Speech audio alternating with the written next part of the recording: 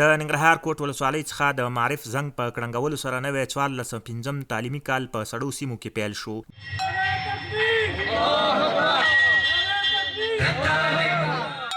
دغه مراسمو کې د ننګرهار پوهنې رئیس شیخ محمد شریف حلیمي ترڅنګ د سړو سیمو د پوهنې امیرونو، سرښوونکو، ښوونکو، زده کوونکو او نورو دولتي مسؤلینو ګډون کړی و. د ننګرهار پوهنې ریاست تدریسي مرستیال وایي په ټولو سرسیرو سیمو کې سلګونه ښوونځي لري چې د نوي ښوونیز کال له پیل سره سم به پکې لکونه زده کوونکي زده کړې پیل کړي. زموږ د 1405 کال تعلیمي کال شروع زموږ د سرسیرو مکاتبو د علاقې د مکاتبو شاګردانو تعداد 2,80,000 شاګردان موږ په سرسیرو مکاتبو کې حاضر شاګردان لرو چې هغه په درس باندې شروع وکړي. تقریبا 215 ښوونځي موږ لرو چې هغه سرسیر ښوونځي دي. د ننګرهار په لرې پرتو ساحو کې دي، شیرزاد، سارا، خوږیاڼي، پچیرګام، بعضې هغه ولسوالۍ چې هغه په کامله معنا باندې سرسیر دي، بعضې نیمه سرسیر دي.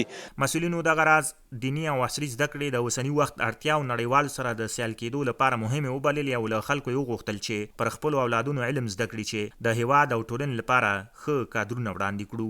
همدارنګه د کوټ ولسوالۍ د پوهنې امیر د پوهنې ریاست وغوښتل چې سړو سیمو کې ډیری ښوونځي سرپناه نه لري، باید دې برخې ته پوهنې ریاست زیاته پاملرنه وکړي.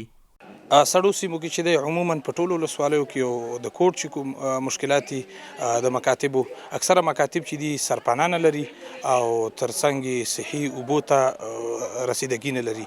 نو غوښتنه زموږ دا ده چې د سړو سیمو مکاتبو ته تعمیرونه جوړ کړی شي. د ننګرهار پوهنې ریاست تدریسي مرستیال د سړو سیمو ولسونو ته ډاډ ورکړ چې کوم ښوونځي سرپناه نه لري او ځینې ترمیم ته اړتیا لري هغه به ورته جوړوي.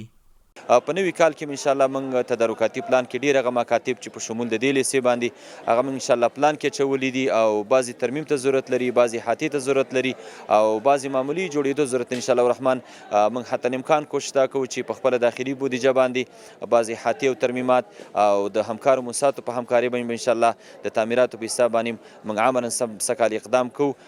نوموړی وایي په ټولو ښوونځیو کې د کتابونو د کمښت ستونزه حل شوې او په هغو سړو سیمو کې چې کتابونه کم وو د نوي ښوونیز کال له پیل سره سم به پر زده کوونکو ویشل شي. د نوي 1405 تعلیمي کال له پیل مراسمو په پای کې بېلابېلې لوبې هم نندارې ته وړاندې شوې.